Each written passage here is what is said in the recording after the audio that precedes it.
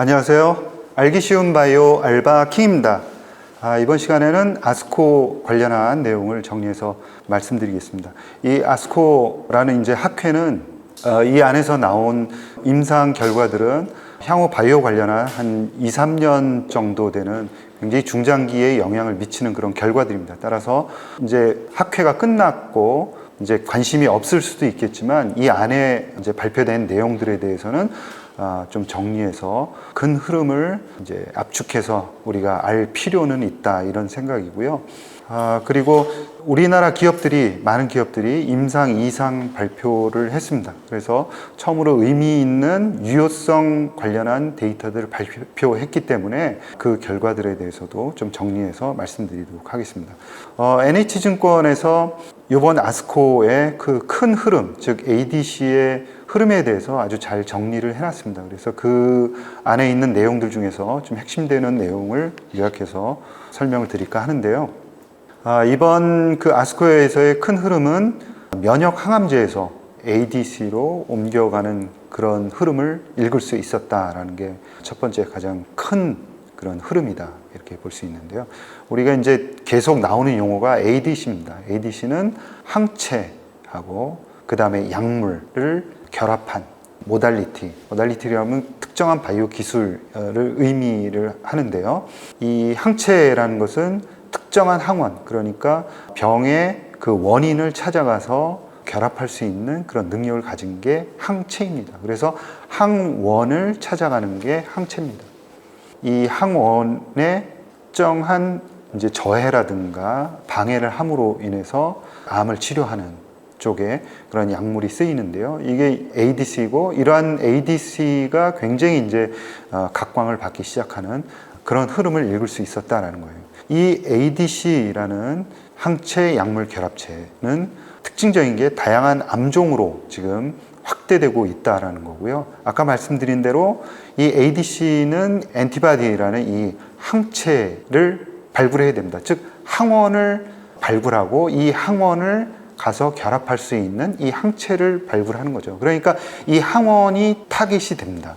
되게 중요한 거는 ADC와 이 항원은 한 개의 세트로 움직일 수밖에는 없다라는 거죠. 그래서 이 항원을 얼마나 많이 개발하느냐, 이 타겟을 얼마나 많이 개발하느냐, 주요한 타겟이 무엇이냐를 연구하는 그런 임상들이 굉장히 많아지는 겁니다. 그래서 요약을 하면 ADC가 굉장히 앞으로 각광을 받기 시작하는구나 라는 거고, 그 ADC가 타겟할 수 있는 항원, 즉 타겟이 굉장히 다양해진다라는 점, 그리고 이 항원 타겟을 이용해서 기존에는 폐암이라든가 유방암에 아주 제한적으로 사용했던 이 ADC를 다양한 고형 암종으로 확대해 나가고 있다는 게 어떻게 보면 전체적인 요약에 해당됩니다.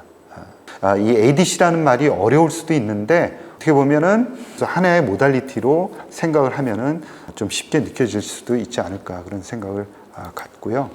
조금 전에 말씀드린 대로 이 ADC라는 그런 바이오 기술은 주로 폐암 치료제를 지금까지 타겟팅해서 치료제를 개발해 왔습니다. 이 시장이 그리고 가장 큰 시장입니다. 폐암 중에서는 이제 비소세포 폐암과 소세포 폐암 이렇게 나뉩니다. 그래서 좀 복잡하게 느껴질 수도 있는데 우리 폐암에는 주류가 비소세포 폐암이구나 라는 점을 아실 수 있습니다. 그래서 대부분 약을 만들 때는 이 폐암 중에서도 비소세포 폐암을 대상으로 해서 치료제들을 많이 만들고 있습니다. 시장도 가장 큰 시장이구나 라는 점을 아실 수 있고요. 아까 이 ADC는 특정한 항원을 찾아가는 능력이 있다고 그랬죠. 이 ADC의 A가 그런 능력을 가지고 있습니다. 그래서 이 항원을 어떤 타겟을 타겟하느냐에 따라 가지고 이 항체, 즉 A의 종류가 바뀌게 되는 거죠. 그래서 타겟이 HER2냐, HER3냐 하는 타겟들입니다. 그리고 최근에 각광을 받고 있는 타겟들은 가장 이제 대표적인 게 EGFR이라는 게 있고요. 그 다음에 HER2라는 것이 있습니다. 그리고 TROP2, MET라는, 복잡해 보이지만 이 항원들은 뭐냐면 우리 암세포가 있으면 그 암세포 위에 발현하고 있는 단백질들입니다. 그래서 이 암세포의 특징이 뭡니까? 계속 끝도 없이 성장해 나가는 데 있죠. 그래서 이 성장과 관련한 대단히 중요한 역할을 하는 그런 성장 수용체들이나 아니면 단백질들입니다. 이 단백질들은 어디 있냐? 세포의, 암세포의 그 표면에 달라붙어 있게 되는 거죠. 그래서 이 다양한 수용체라든가 단백질들을 타겟해서 ADC를 만들고 있는데요. 그 타겟이 주로 HER2라든가 HER3, 그 다음에 EGFR, 그 다음에 TROP2, MET. 그래서 이런 항원들은 전부 다 그 암세포에 달라붙어 있는 단백질들이구나, 이렇게 이제 생각을 하시면 됩니다. 그래서 ADC이기 때문에 이 중에서 예를 들어서 뭐 TROP2를 타겟팅하거나 아니면 MET를 타겟팅하고 싶다 그러면은 앞에 붙은 ADC의 A 항체를 변경시켜주면 되는 거죠. 지금 비소세포 폐암에서 가장 큰 시장을 장악하고 있는 것은 단백질 중에서 가장 보편적인 그런 항원이 되고 있는, 타깃이 되고 있는 EGFR이라는 수용체입니다.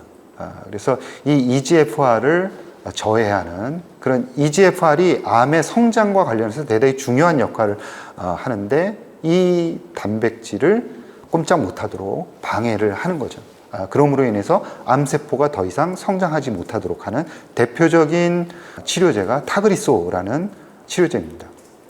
아스트라제네카의 이 타그리소가 있고, 그리고 또 한 가지 이제 중요한 약들 중에 ADC 중에 NO2라는 약이 있습니다. 이것도 ADC인데요. 이 ADC는 아스트라제네카하고 다이치 상교가 만든 ADC입니다. 그래서 이 ADC는 HER2라는 아까 암세포에 있는 단백질 중에 HER2를 타겟팅하는 거죠. 그래서 지금 나온 용어들 중에는 EGFR이라는 단백질을 타겟팅하거나 아니면 HER2를 타겟팅하거나 이렇게 다양한 타겟을 하는구나 ADC가 라는 점을 기억을 해두시면 됩니다. 그리고 HER2를 타겟팅하는 기존에 이제 약을 FDA로부터 승인을 받았었는데요. 이 치료제를 다양한 고형암에 적용하는 임상이 이번에 아스코에서 발표가 되었습니다. HER2라는 그런 단백질을 타겟팅하는 그런 ADC가 다양한 고형암에 기존에는 폐암, 그 다음에 유방암 치료제로 이제 승인을 받았었는데 그 외에 다른 고형암에도 적용을 하면서 그 가능성을 보였다라는 점이 특징적이다, 이렇게 설명을 할 수 있고요. 또 하나는 얀센과 관련한 얘기입니다. 우리 유한양행이 개발한 레이저티닙이 같이 이제 얀센이 아미반타맙하고 병용으로 해서 지금 임상 3상을 진행하고 있고 그 결과 발표를 올해 말에 이제 하기로 되어 있는데요. 이번에 이제 아스코에서 임상 1상 장기 데이터를 발표를 했습니다. 그래서 추적 기간 중간값이 33.6개월이 넘어섰습니다. 그래서 아직까지도 도달하지 않고 진행을 하고 있기 때문에 무진행 생존 기간하고 그 다음에 전체 생존 기간의 중간값이 아직 도달하지 않았다라는 점이고, 그거는 뭐를 의미하냐면은 더욱더 생존 기간이 늘어날 가능성이 있다는 거죠. 기존의 경쟁 상대인 타그리소가 임상 3상에서 18.9개월을 나타냈습니다. 그러니까 무진행 생존 기간이 18.9개월이었었는데 지금 유한양행의 레이저티닙하고 아미반타맙이 이제 일상의 장기 데이터이긴 하지만, 그리고 소수 인원 환자로 임상 시험한 결과이긴 하지만 33개월이 훨씬 넘어서고 있다라는 점에서 굉장히 긍정적이다라는 거고요. 그래서 임상 3상 데이터가 올해 말에 발표가 됩니다. 그래서 그 데이터 값이 굉장히 중요한 거고요. 여기서는 이제 타그리소하고 비교 임상이기 때문에 더욱더 중요하다라는 점인 거죠. 그리고 이렇게 이제 얀센이 유한양행의 레이저티닙을 활용해서 공격해 들어오는 상황에서 아스트라제네카도 그냥 넋놓고 있을 수는 없죠. 그래서 이제 타그리소하고 화학 항암제하고 병용 임상을 한 결과를 이번에 냈는데, 그것도 이제 30개월 이상 무진행 생존 기간 평균값이 이제 나왔고요. 그 다음에 또 한 가지는 그 외에 EGFR이라는 타겟 수용체하고 그 다음에 MET라는 또 다른 막단백질을 같이 동시에 저해하는 그런 이중 항체 기반의 ADC를 요번에 이제 새로운 카드로 소개를 했습니다. 그래서 이쪽 그 비소세포 폐암에 있어서의 그런 다양한 모달리티를 가지고 이제 치료제를 개발하고 하려고 하는 그런 노력들이 상당히 진전이 있구나라는 점이죠. 그리고 이제 특징적인 것은 이 EGFR이라는 그런 수용체하고 MET라는 막단백질하고는 같이 연동되어서 암 성장과 관련한 그런 신호를 핵 안으로 보내게끔 되어 있습니다. 그래서 EGFR을 만약에 저해하게 되면은 MET가 조금 더 확장이 되는 거죠. 신호를 확장시키는 거예요. 그래서 EGFR을 억제한다 하더라도 MET가 조금 더 그 확장되면서 치료약의 효과가 떨어지는 거죠. 그래서 이 두 가지를 한꺼번에 잡으려고 그러는 그런 노력들이 최근에 있다는 거죠. 그렇게 어려운 얘기는 아니죠. 지금까지는 EGFR을 잡는 그런 치료제들이 많이 개발이 되었고, 또 EGFR하고 MET라는 단백질이 막 위에서 같이 이제 연동해서 일을 하기 때문에 이 두 개를 한꺼번에 잡는 그런 기전들이 많이 개발이 되고 있고, ADC에서도 그런 기전이 아스트라제네카로부터 이번에 소개가 되었다라는 점. 그리고 이 MET를 단독으로 잡는 그런 기전도 개발이 되고 있습니다. 조금 더 소개를 해드리면은 독일 머크는 MET 증폭, 이 MET 증폭이라는 것은 EGFR이라는 그 단백질이 타겟팅 되면서 예를 들어서 저해를 한다 그러면은 꼼짝 못하게 되니까 MET라는 연동되어 있는 MET라는 단백질이 훨씬 더 일을 많이 하는 겁니다. 증폭되어서. 그래서 그 신호를 핵 안으로 보내게 되는 거죠. 그래서 이 MET를 저해하는 그런 기전으로 치료제를 만들고 있다라는 점인데, 이번 임상 발표에서는 반응률이 거의 50%가 넘어가는 상당히 좋은 데이터를 발표를 했습니다. 그러니까 MET 타겟팅하는 치료제도 상당히 효과를 보고 있다라는 거고, 에피도 이제 MET를 타겟팅하는 ADC를 개발을 하고 있습니다. 그래서 EGFR 그 다음에 MET를 타겟팅하거나 아니면 이 둘 다를 타겟팅하는 쪽으로 ADC들이 발전을 해 나가고 있다라는 거고요.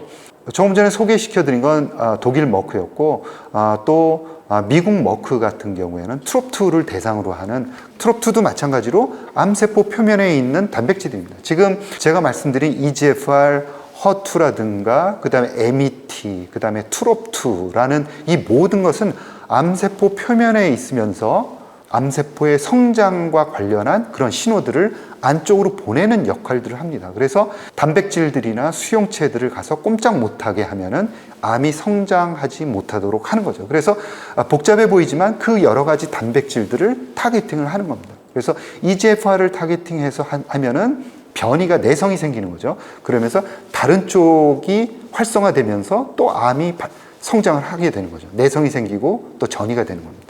그래서 또 한 가지를 잡고 그 나머지를 또 잡고 하는 그런 과정들이 있는 거죠. 그래서 조금 전에 말씀드린 대로 EGFR, HER2, 그 다음에 MET, 지금 말씀드리는 거는 미국 머크의 트롭2까지 설명을 드린 거죠.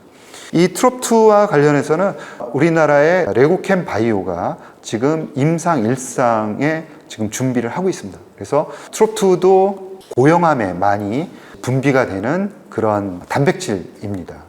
트롭2를 많은 고형암을 대상으로 해서 이번에 임상이 진행이 되지 않을까라는 추측들을 애널리스트들이 하고 있는 상황인 겁니다. 그래서 다양한 고형암에 대해서 여러 가지 관심들이 많고요. 기존의 유방암이라든가 아니면은 비소세포 폐암에 그 제한되어 있었던 그런 ADC 치료제의 적응증들이 이제는 췌장암이라든가 기타 고형암 쪽으로 다양하게 퍼져나가고 있다라는 점입니다. 아무튼 그 ADC의 그 발전 상황들, 그리고 많은 수용체와 단백질을 타겟팅하는 쪽으로 발전되어 있고 또 다양한 고형암 쪽으로 퍼져나가고 있다라는 점을 말씀을 드리면서요. 앞으로 이 ADC에 관한 관심을 이제 많이 좀 가졌으면 좋겠다라는 결론을 내봅니다.